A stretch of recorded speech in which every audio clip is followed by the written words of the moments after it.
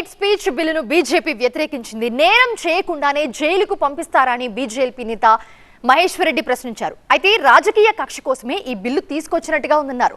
Bill ప్రజాస్వామ్యానికి హానికరమని BJP అభిప్రాయపడుతుంది. ప్రభుత్వం ఈ బిల్లును ఉపసంహరించుకోవాలని అంటుంది బీజేపీ.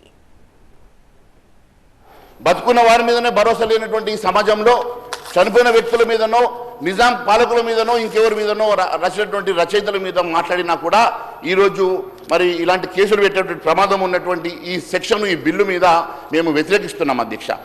ముందస్తు బెయిల్ ఉండవు. రాజకీయ ప్రత్యర్థులను నియంత్రించడానికి మీరు తీసుకున్నటువంటి చట్టం ఇది రేపు మీరు ఎప్పుడూ అధికారం ఉండరు అధ్యక్ష.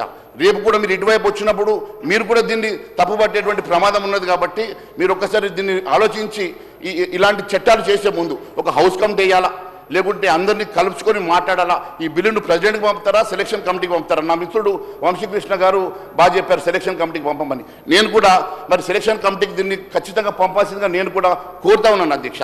ఎందుకంటే అధ్యక్ష సెక్షన్ 4 అనేది ప్రజాస్వామ్యానికి ఇది ఒక డెత్ వారెంట్ అధ్యక్ష. ఇది ప్రజాస్వామ్యాన్ని కూని చేసేటువంటి ఒక చట్టం అధ్యక్ష.